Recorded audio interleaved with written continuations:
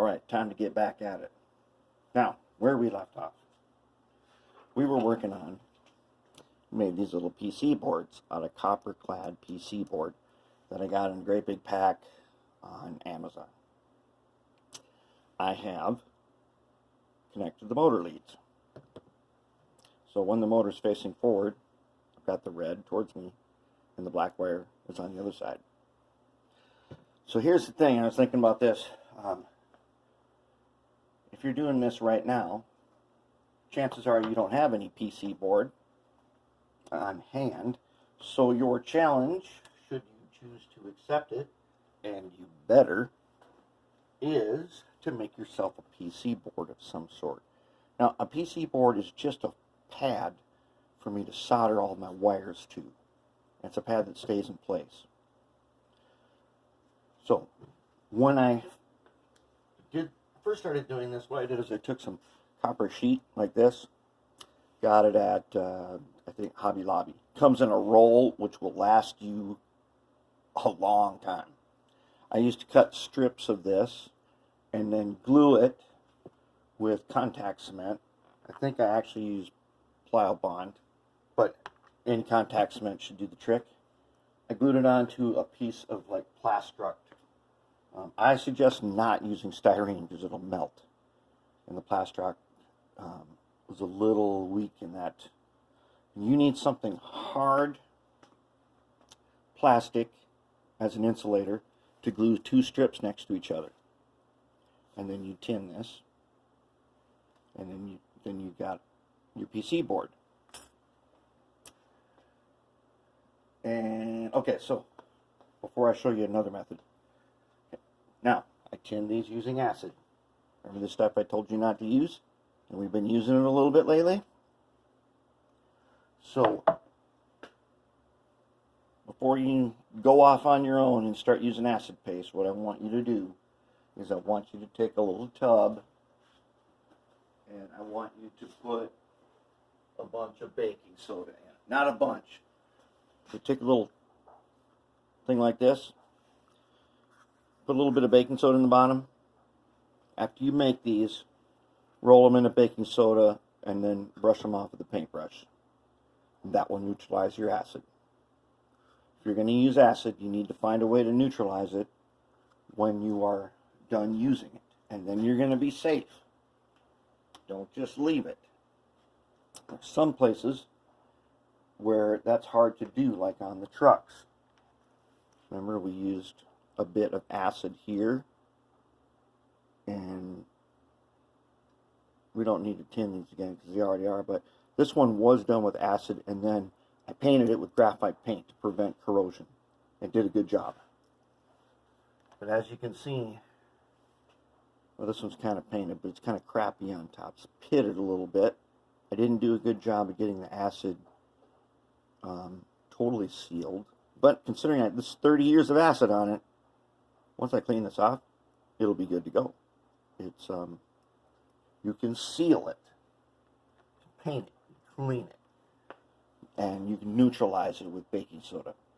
That's what I want you to know before you start messing around with acid paste and wrecking some of your good stuff.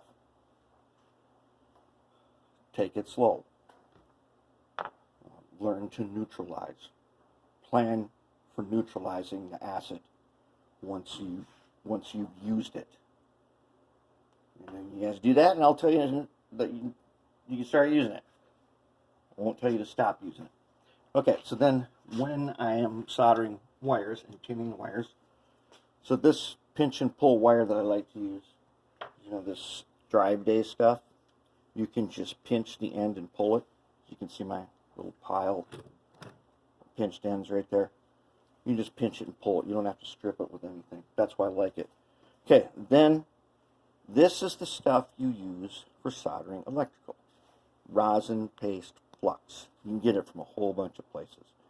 But make sure you get rosin paste flux. Anybody who says you don't need flux, that's just plain wrong. You need flux. It does not matter. My wire is a flux core. Doesn't mean I don't need flux, because you need the flux. The flux is inside this wire. How is that supposed to flow everywhere? You got to melt it first, and then you're going to use high heat, and we don't want that. So always use, and I use a little screwdriver, and I just wipe some on. This stuff, you don't really have to clean it off when you're done if you don't want to. You can, but it's not really going to, it doesn't hurt anything. Now, let's get back to this PC board business. What if you don't have PC boards? What if you don't got copper? You need something else then. I'm going to show you one other thing you could do. This here is basically some household wiring ground wire. And maybe you've got a piece of 14-2 wire, and you know there's a bare copper wire in there. That's ground wire. What you can do, let's just go ahead and find my cutter. Alright, I'm just going to cut off 1, 2. Now those could be used as your PC board, because I'll show you how to straighten these out. So I don't know if you've ever heard of the manufacturer Fratelli. I think it's South American, but I've got a couple of their locomotives. They have an interesting system where they have 2 straight rods that their wires are soldered onto. As long as these 2 are separate from each other, you make nice straight rods, and you could just glue them into place with the old goop. Good to use goop. Make a mistake or change your mind, you can peel it off. Okay, and then you could clean this up and you could solder to it. That is a totally legit way of doing this. And until you get PC board, these will totally work. And they will last you till it's time to do the next rebuild, or when you want to do a decoder install and you've got some PC board. Using PC boards to set up your locomotives makes putting in DCC a breeze when you can, and you'll be set for later when you're ready to do that. All right, so now I got these wires. How do I want to straighten those? I'm going to show you. Down here on the floor is a chunk of rail. You don't have to use a chunk of rail, but you need something that's kind of, for this wire, we need something that's kind of heavy, with a flat bottom, and we need a hard surface like this concrete floor. I'm going to take these 2 pieces of wire down here, set them down like that, and I'm going to set this on top of it, just like that. Now, I'm just going to go ahead and roll it. Oh my goodness, look what happened. I ended up with a straight rod.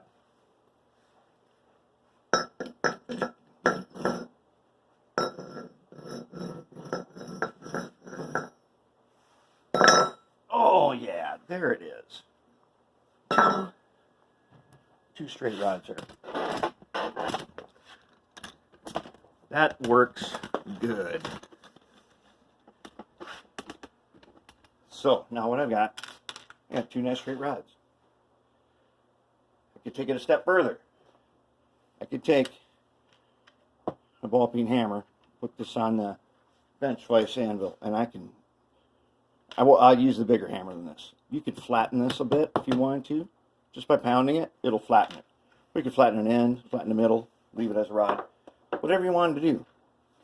And then when you were done, as long as you aren't touching anything short, you could glue on just like this, just like in a Fratelli locomotive. And then you can solder to it. Now I would say you'd clean this up first. I'd probably polish with some brass soap, and then I'd probably hit it with my wire wheel. And that will stand in for my PC board. And we'll be totally good to go with that. It's a totally legit way of doing it. And you could even, in the Fratelli, they must solder to it first, and then they've got some like plastic holders. I can't remember, it's in like at either end or whatever, and then they just, I don't know if I think they snap in place, but you could just glue them onto the ends of, you could glue a piece of plastic. You know, on those tubs you get for storage tubs, they are made out of a slippery plastic, which is really hard to glue to. Glue does not like to stick to it, but if you roughed it up really good, there's a good chance you could get something to stick to that. You could use, you know, those peel and stick things. Sometimes you get them on bulletin boards. You could put a little peel and stick pad on here and just stick right to it. That would totally work. Just gotta get creative and find a way to make a nice mounting surface that you can do your wiring to. And these rods extending out a ways, they keep your wiring really clean, and you can use shorter wires. And as you know, solid core copper is way more conductive than smaller stuff. Very good conductivity right there. That is an alternate method. Be creative. Think of something for yourself to do this, and it will keep your wires super, super clean.